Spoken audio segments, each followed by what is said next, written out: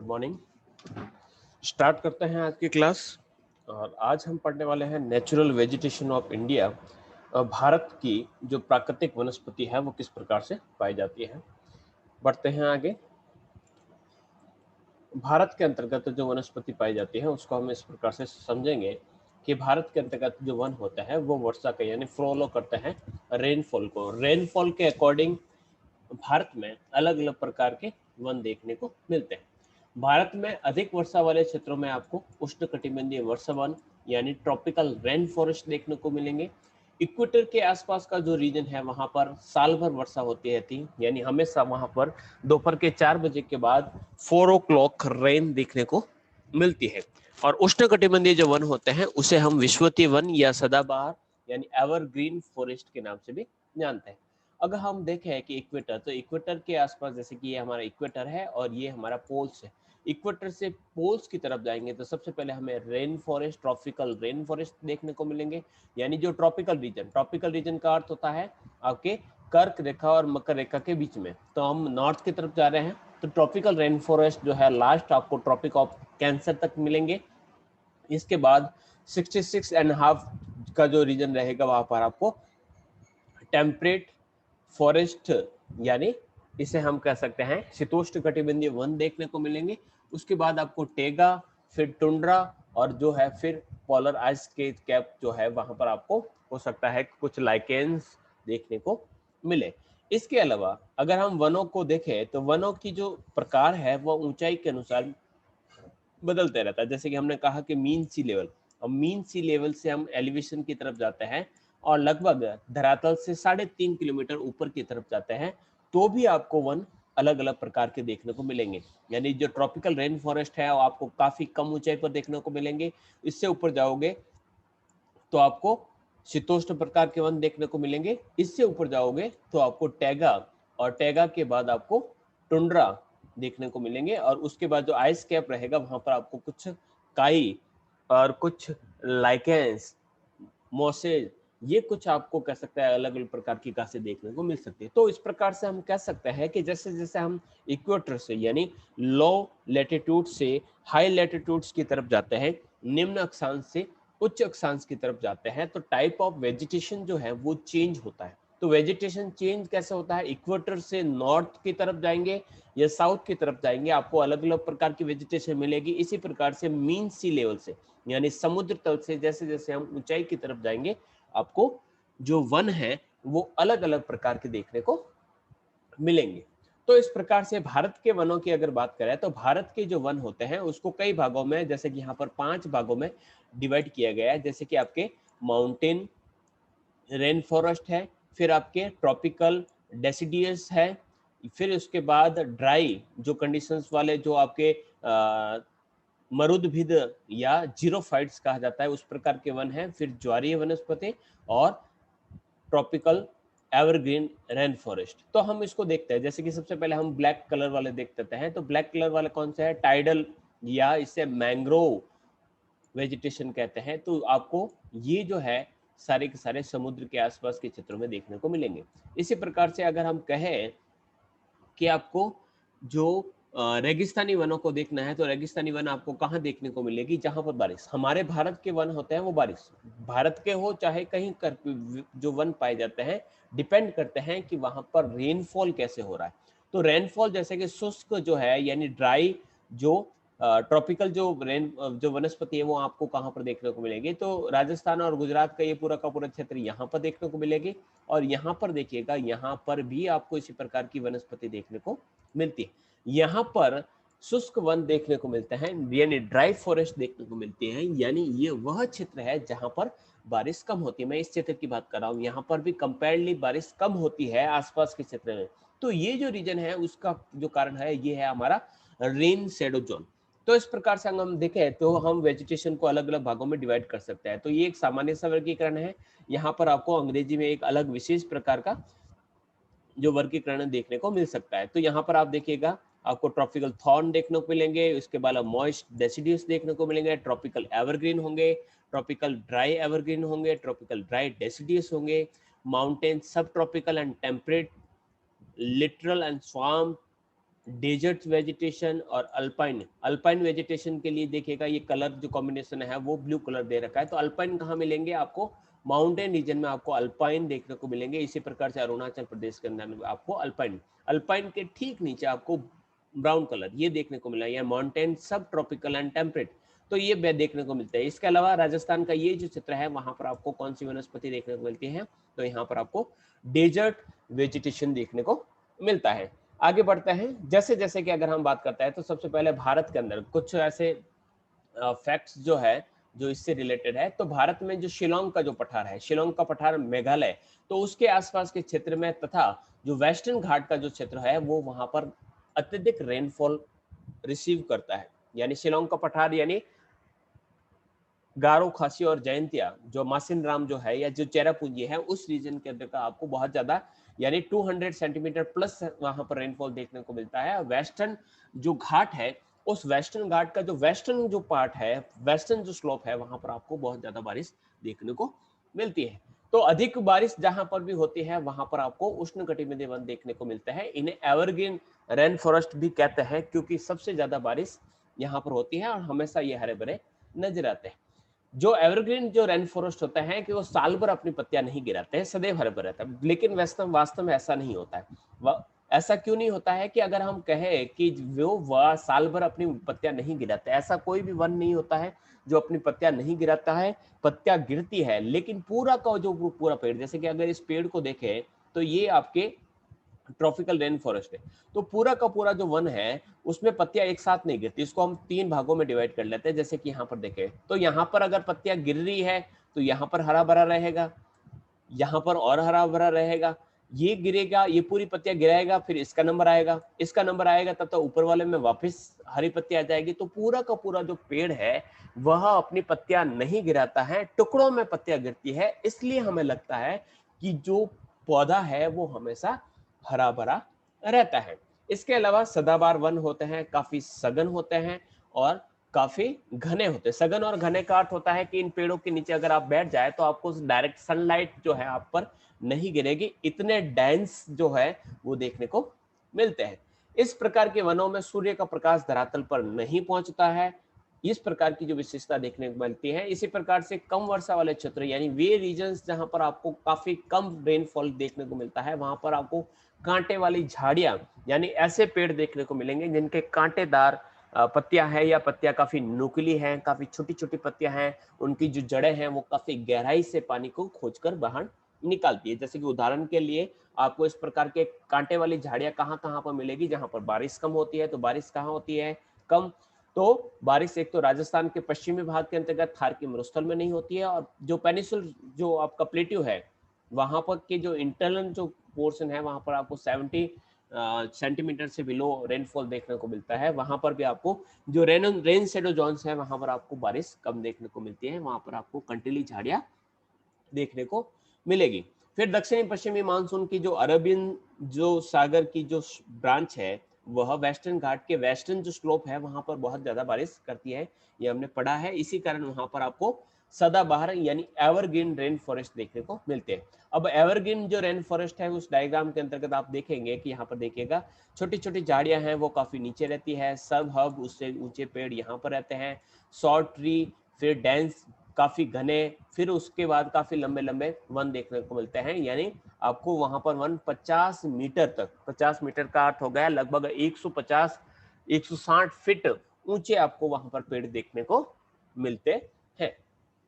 तमिलनाडु का जो कोरोमंडल कोस्ट है, कोरोमंडल कोस्ट जहां पर केवल और केवल सर्दियों में बारिश होती है, तो वहां पर भी आपको वर्षावन देखने को मिलते हैं, क्योंकि कोरोमंडल जो कोस्ट होता है वो भी काफी ज्यादा रेनफॉल रिसीव करता है। लेकिन ये जो रेनफॉल रिसीव करता है ये उत्तरी पूर्वी मानसून से प्राप्त करता है, दक्षिणी पश्चिमी मानसून से यहाँ पर हवा बारिश नहीं होती है। दक्षिणी पश्चिमी मानसून कब आता है, गर्मियों के समय आता है, और उत्तर पूर्वी मानसून कब आता है, जब सर्दियों के समय आता है। इसको हमने इस प्रकार से समझिएगा, देखिएगा जैसे कि भारत है, भारत में ये जो हवाएं चलती है इसको हम दक्षिणी पश्चिमी मानसून कहते हैं। ये दो शाखाओं के रूप में, एक आपके बे ऑफ बंगाल की साइड से आता है और एक अरेबियन सी से आता है। तो ये आपके दक्षिणी पश्चिमी मानसून। इसी प्रकार से अगर हम बात कहें कि उत्तरी पूर्वी मानसून, उत्तरी पूर्वी मानसून का अर्थ होता है जब लौटता हुआ मानसून, मानसून पूरा का पूरा इंडिया में खत्म हो गया। यहाँ से वापस जब ये हवाएं वापस रिटर्न होती है, तो रिटर्न होते हुए समय यहाँ पर ये बे ऑफ बंगाल से ह्यूमिडिटी को रिसीव करती है और यहाँ पर कोरोमंडल तट है जहाँ पर ये बहुत ज्यादा बारिश करती है। तो कोरोमंडल जो तट है वहां पर काफी ज्यादा बारिश देखने को मिलती है और ये जो बारिश होता है ये सर्दियों के समय होती है, तो इसे उत्तरी पूर्वी मानसून कहा जाता है। तमिलनाडु के जो वर्षा वन है यानी जो रेन फॉरेस्ट है वो कृषि योग्य भूमि में परिवर्तित कर दिया गया है, यानी वहां पर पेड़ों को काट दिया गया है और वहां पर एग्रीकल्चर की जाती है। इसलिए जितनी डेंसिटी आपको वेस्टर्न घाट के वेस्टर्न स्लोप्स पर मिलती है और वेस्टर्न जो कोस्टल प्लेन में देखने को मिलती है, उतनी डेंसिटी आपको वनों की जो सघनता है वो कोरोमंडल तट में नहीं देखने को मिलती है। आगे बढ़ते हैं। इस प्रकार शिलोंग के पठार के आसपास के क्षेत्र में, जिसमें केवल अरुणाचल प्रदेश को छोड़कर वापस पूरा जो क्षेत्र है वहां पर आपको एवरग्रीन फॉरेस्ट देखने को मिलते हैं, क्योंकि वहां पर भी आपको रेनफॉल काफी अधिक रिसीव होता है। इसके अलावा वेस्टर्न घाट की जो वेस्टर्न को जो स्लोप है वहां पर भी आपको इस प्रकार की वर्षा वन देखने को मिलते हैं, लेकिन जो वेस्टर्न जो घाट है उसका जो ईस्टर्न जो स्लोप है वहां पर बारिश नहीं होती है। शायद आपको पता होगा, हमने कहा था कि विंडवर्ड और लीवर्ड जो रीजन रहता है, यानी पहाड़ के जिस कोने पर मानसूनी हवाएं या बादल टकराते हैं वहां पर भारी बारिश होती है। उसके ठीक अपोजिट वाला जो लीवर्ड पोर्शन होता है वहां पर बारिश नहीं होती है, वो रेन शैडो जोन कहलाता है। इसी कारण उसके भारत के जो इंटरनल जो रीजन है वहां पर आपको कंटीली झाड़ियां और वनस्पति देखने को मिलती है, और वेस्टर्न घाट का जो ईस्टर्न जो स्लोप है वहां पर आपको वृष्टि छाया प्रदेश यानी वहां पर रेन शैडो जोन देखने को मिलते हैं। मानसूनी जो पवनें होती है जो वेस्टर्न घाट के वेस्टर्न स्लोप पर बहुत ज्यादा बारिश करती है, लेकिन जैसे ही ये पवनें वेस्टर्न घाट को पार करके ईस्ट की तरफ जाती हैं तो बारिश की मात्रा अचानक घट जाती है। क्यों घट जाती है? क्योंकि देखिएगा यहाँ पर है आपका अरेबियन सी से ये हवाएं टकराती हैं। कौन सी हवाएं टकराती हैं? जो विषुवतीय पवनें जो इक्वेटर को पार करके इस तरफ आई। यहाँ पर मैं आपको बताऊंगा कि ये यहाँ पर इस प्रकार से पार करके इस तरफ आई। अब ये हवाएं पहाड़ के सारे सारे ऊपर जाती है, ऊपर जाती है तो क्या होती है? ठंडी होती है। तो मॉइस्ट राइजिंग एयर यानी नमी वाली हवा जो है वो ऊपर जाती है, ऊपर जाती है तो वहां पर पर्सिपिटेशन के रूप में आपको बारिश देखने को मिलती है, यानी कंडेंसिंग वाटर वेपर, वापर पानी की जो बूंदे हैं, जो भाप है वह संतृप्त हो जाती है, सैचुरेटेड हो जाती है। सैचुरेटेड होने के बाद यहाँ पर आपको 200 प्लस जो वर्षा है या 250 सेंटीमीटर यहाँ पर रेनफॉल देखने को मिलती है। लेकिन ये जो पवने होती है ये एनाबैटिक पवने कहलाती है, और जो पवने नीचे उतरती है उसे हम कैटाबैटिक विंड्स कहते हैं। तो कैटाबैटिक विंड्स जो होती हैं वो नीचे नीचे जैसे उतरेगी वो गर्म हो जाएगी। ऐसी स्थिति के अंतर्गत ये ड्राई हो जाएगी, ये डिसेंडिंग एयर के रूप में देखी जाएगी और यहाँ पर रेन शैडो जोन देखने को मिलेगा, यानी एक ही घाट के एक तरफ तो काफी बारिश हो रही है और यहाँ पर बारिश नहीं हो रही है। यहाँ पर है आपका मुंबई, भारी बारिश महाबलेश्वर के अंतर्गत प्राप्त करता है। यहाँ पर पुणे जो कि रेन शैडो जोन के अंतर्गत है बारिश प्राप्त नहीं करता है। फिर हम बढ़ते हैं आगे और वृष्टि छाया प्रदेश की बात करते हैं। तो वृष्टि छाया प्रदेश यानी रेन शैडो जोन जो है वो महाराष्ट्र का विदर्भ, तेलंगाना, कर्नाटक और आंध्र प्रदेश के क्षेत्रों में आपको कांटों वाली झाड़ियां जैसी वनस्पति देखने को मिलती है। ये वनस्पति जो है वहां का जो इन्वायरमेंट है, वहां का जो पर्यावरण है उसकी जो कंडीशंस है और वहां पर जो पानी की जो अवेलेबिलिटी है उसके अनुसार अपने आप को एडजस्ट कर लेती है, यानी एडजस्टमेंट पावर काफी अधिक होता है। कम पानी के अंतर्गत भी वो अपने आप को डेवलप करती है। जैसे कि जो अधिक रेनफॉल वाले जो रीजन है वहां पर पानी काफी अधिक रहता है, इस कारण वहां पर आपको रेन फॉरेस्ट देखने को मिलता है, यानी एवरग्रीन फॉरेस्ट देखने को मिलती है। और इस प्रकार की जो वृक्ष होते हैं उनके जो पत्ते होते हैं काफी चौड़े होते हैं, चौड़े पत्ते वाले वहां पर वृक्ष देखने को मिलते हैं। तो ये जो चौड़े पत्ते वाले जो वृक्ष होते हैं वह भूमि से जल का वाष्पोत्सर्जन यानी ट्रांसपायरेशन का कार्य करते हैं। तो वाष्पोत्सर्जन का कार्य करते हैं और नमी के वातावरण के अंदर नमी बनाए रखते हैं। इसके अलावा क्या और विशेषता है? कम वर्षा वाले जो क्षेत्र हैं जो रेन शैडो जोन के अंतर्गत आते हैं, जैसे वेस्टर्न घाट जो है या पश्चिमी जो भारत है जिसमें थार का वनस्थल है या प्लेट्यू रीजन है के जो इंटरनल जो पोर्ट्स है पार्ट्स जो है या पोर्शंस जो है, वहां पर वनस्पतियों ने खुद को बचाने के लिए, खुद को सरवाइव करवाने के लिए अपनी पत्तियों को कांटों के अंदर बदल दिया ताकि ट्रांसपायरेशन कम से कम हो और उसके अंदर जो नमी है वह बची रहे और वो पौधे अपने आप को जीवित रख सके। तो इस प्रकार का गुण वहां पर देखने को मिलता है। इसी प्रकार से जो हिमालयन जो रीजन है उसका तराई क्षेत्र का अर्थ हो गया वो नीचे वाला जो क्षेत्र रहता है, देखिएगा भाबर, भाबर के बाद तराई, यानी ये पहाड़ों के नीचे का भाग है। वहां से यानी उत्तर प्रदेश से तमिलनाडु तक और मध्य प्रदेश से लगाकर झारखंड तक आपको वहां पर मानसूनी वर्षा होती है, यानी मानसून जब आता है तभी यहाँ पर बारिश होती है।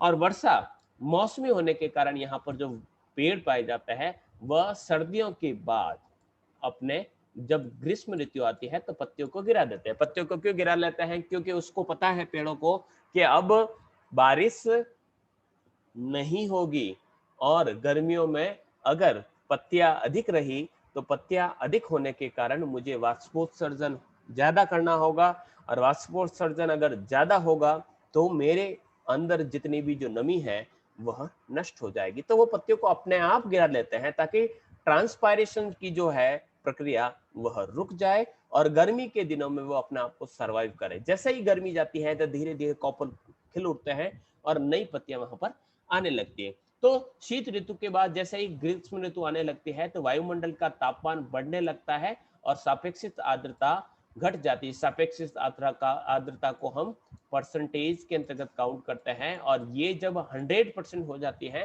तो एयर सैचुरेट हो जाती है और उस समय बारिश होती है। तो इन क्षेत्रों के जो वन होते हैं वो पतझड़ यानी डेसिडियस, पर्णपाती या मानसूनी वन कहलाता है, जो मौसम के अनुसार पत्तियों को डेवलप करते हैं या गिरा देते हैं। इस प्रकार के जो वन होते हैं उसको मानसूनी वेजिटेशन कहते हैं।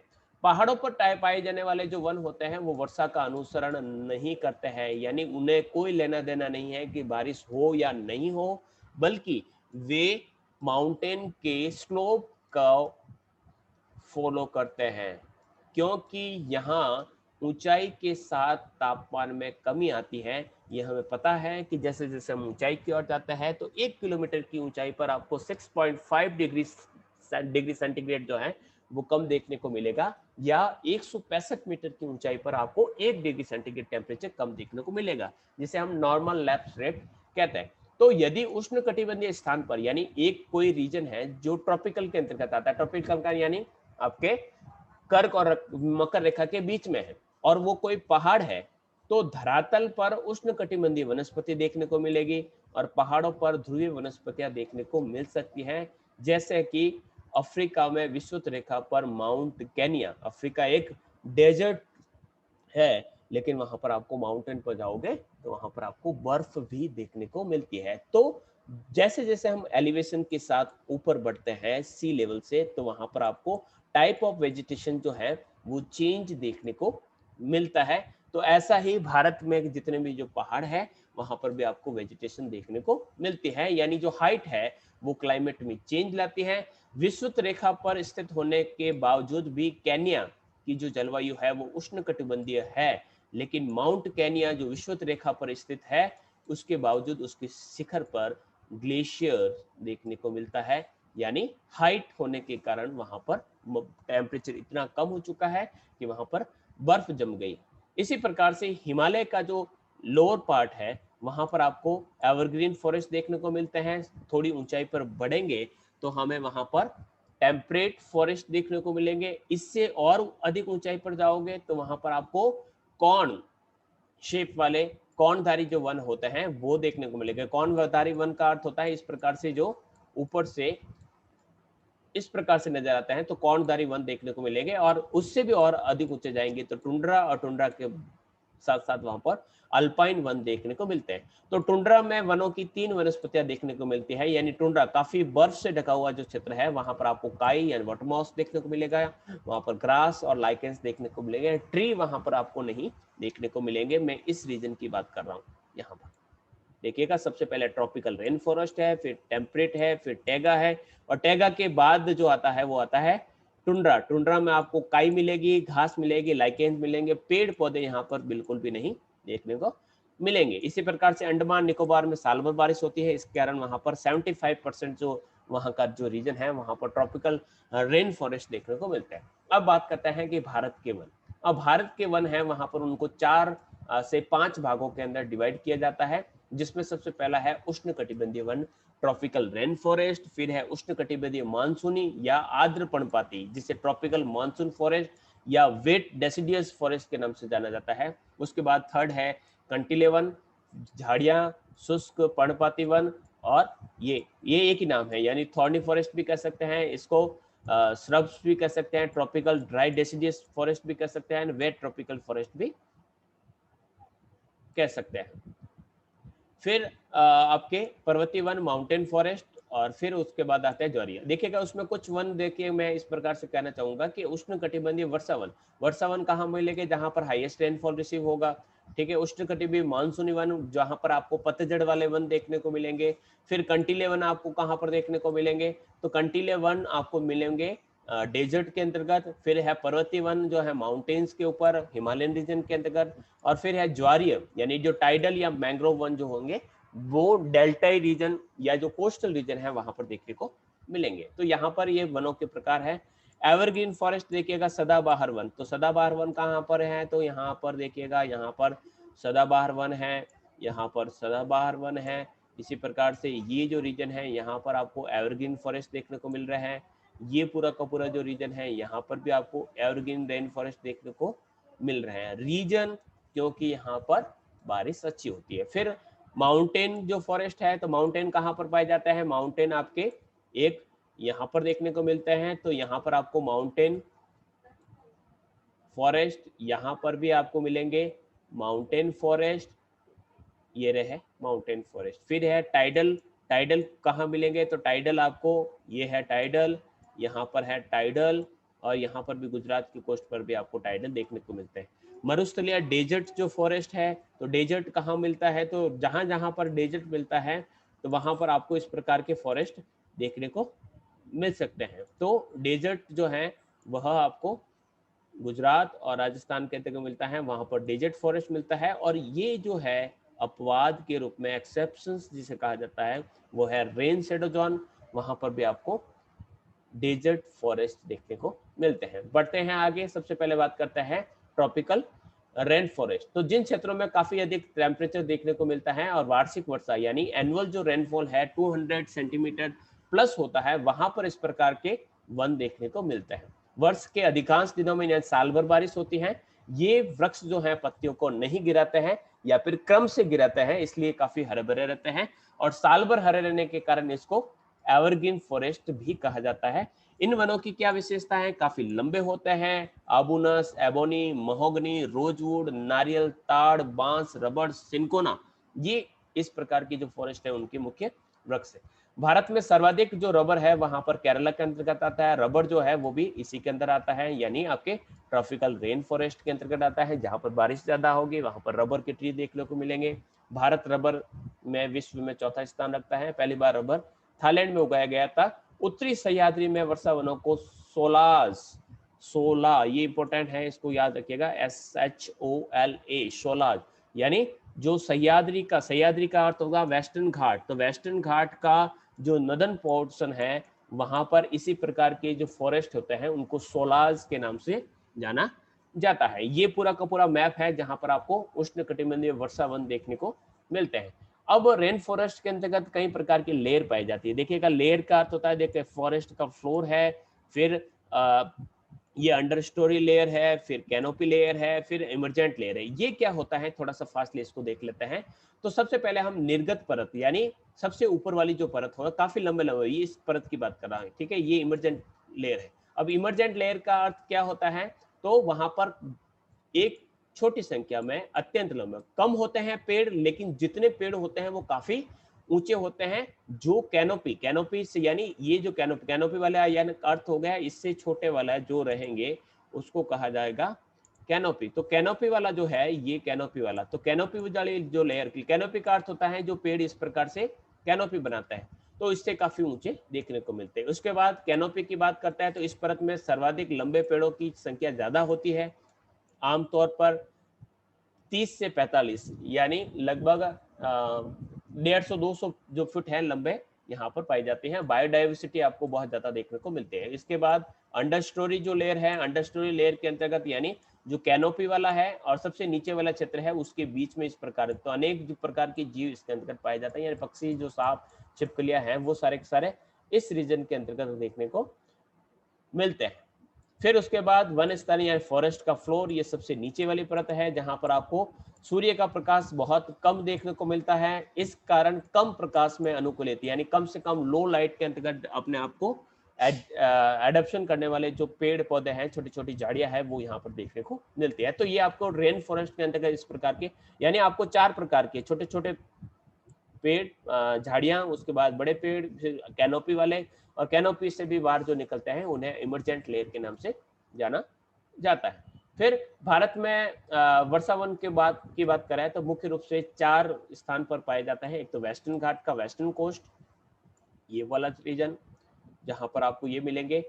हिमालय का तराई क्षेत्र, हिमालय को पार करते ही जो तराई रीजन है वहां पर।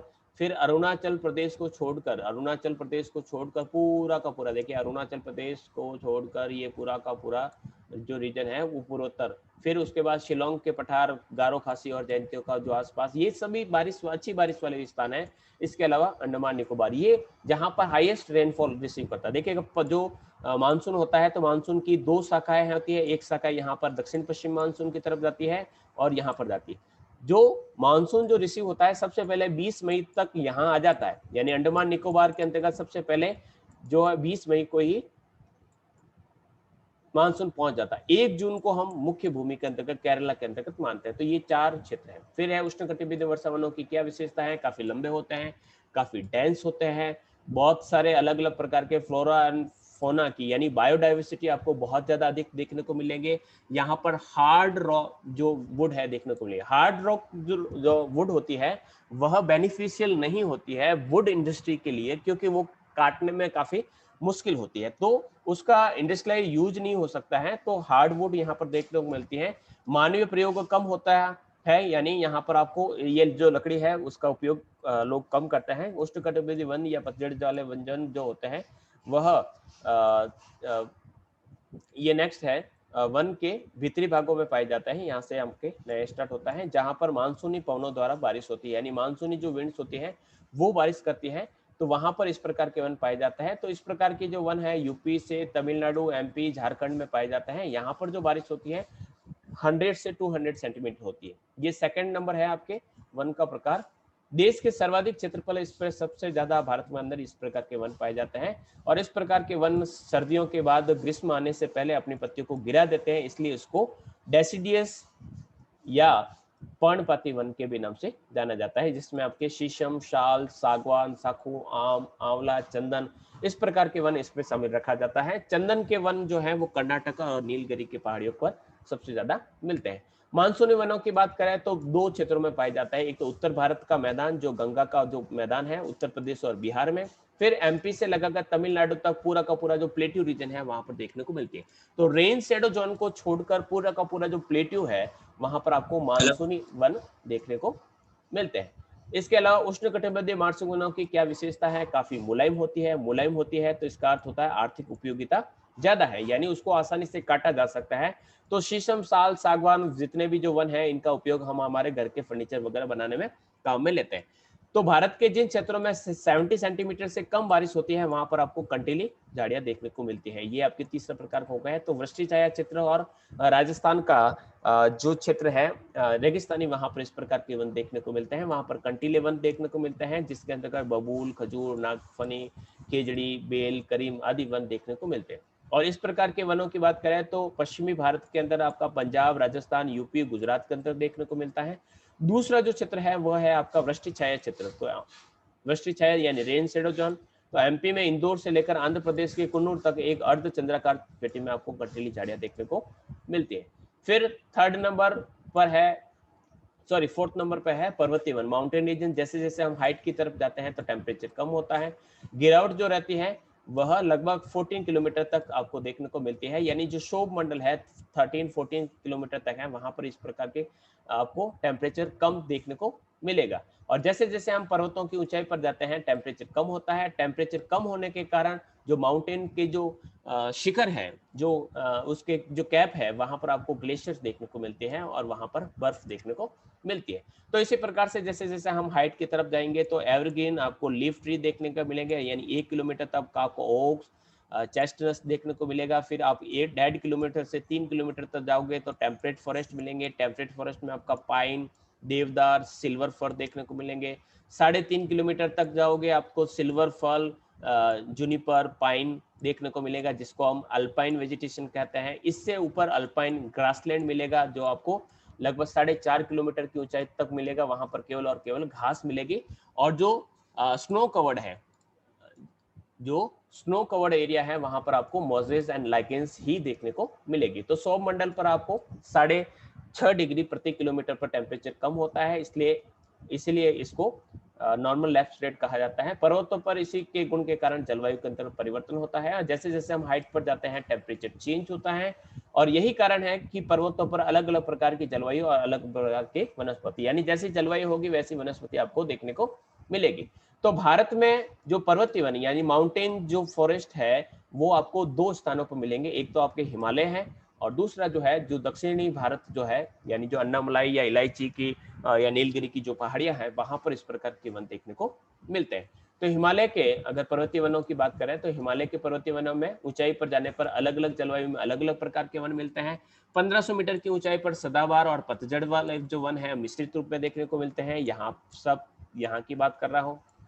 फिर 1500 से 2500 मीटर तक जाओगे तो शीतोष्ण चौड़ी पत्ती वाले वन मिलेंगे, जिसके अंदर आपको देवदार, ओक, बर्च और मैपिल देखने को मिलेंगे। तो देवदार वगैरह वन और पाइन वगैरह देखने को मिलेंगे। देवदार जो है वह हिमाचल के अंतर्गत ज्यादा पाया जाता है।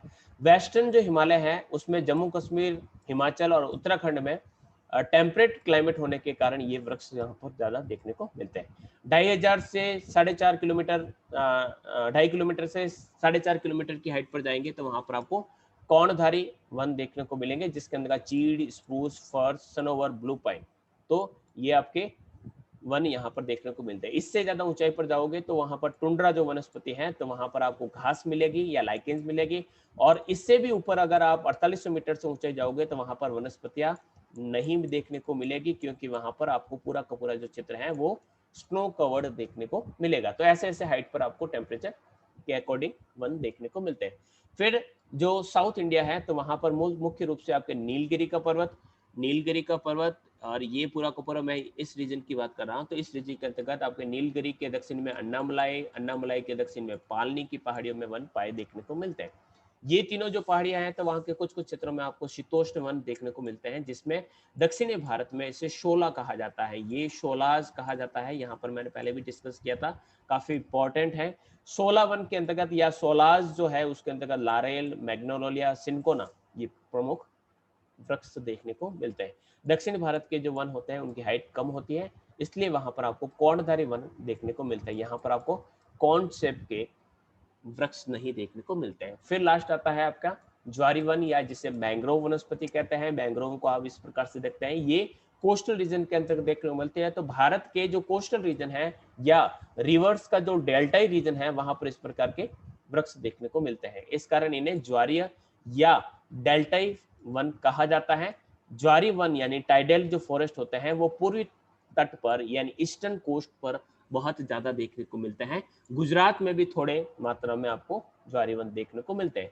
ज्वारी वनस्पति की क्या विशेषता होती है, तो समुद्र के जल में डूबे रहने के कारण इनकी जो छाल होती है, यानी उसकी बाहर का जो छाल होती है काफी खारी होती है, लकड़ी कठोर होती है, जड़ें ऊपर की तरफ, यानी जो पेड़ है उसकी जड़ें इस प्रकार से ऊपर की ओर उठी हुई मिलती है। नदियों का जो डेल्टाई रीजन होता है उसमें तट में काफी नीचे होते हैं, इसके कारण समुद्र का जो खारा जल है वो डेल्टाओं में प्रवेश कर जाता है। इस कारण डेल्टा क्षेत्र की जो वनस्पतियां होती हैं वो सागरीय जल के अंतर्गत देखने को मिलती है। इसके अंतर्गत मैंग्रोवा नामक वृक्ष की अधिकता होती है, इसलिए इसे मैंग्रोव वन कहा जाता है।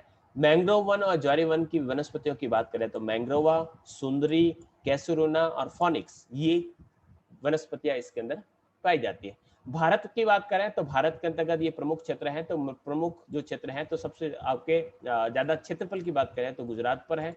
गुजरात के बाद वनों का जो क्षेत्रफल है वो आंध्र प्रदेश तट पर, इसके अलावा गंगा ब्रह्मपुत्र का जो डेल्टा है वहां पर देखने को मिलता है। इसके अलावा महानदी का जो डेल्टा उड़ीसा के अंतर्गत है, गोदावरी और कृष्णा का डेल्टा आंध्र प्रदेश में है, कावारी नदी का जो डेल्टा है जो तमिलनाडु के अंतर्गत है वहां पर भी इस प्रकार के फॉरेस्ट देखने को मिलता है। तो ये कोस्टल जो इकोसिस्टम है उसका काफी महत्वपूर्ण अंग होता है, क्योंकि जो सुनामी और चक्रवात आते हैं तो उससे ये उनकी रक्षा करते हैं। तो मैप के माध्यम से देख सकते हैं, तो इस प्रकार से ये यहाँ पर वन पाए जाते हैं। तो इस प्रकार से ये पूरा का पूरा आपके वेजिटेशन का कॉन्सेप्ट कंप्लीट होता है।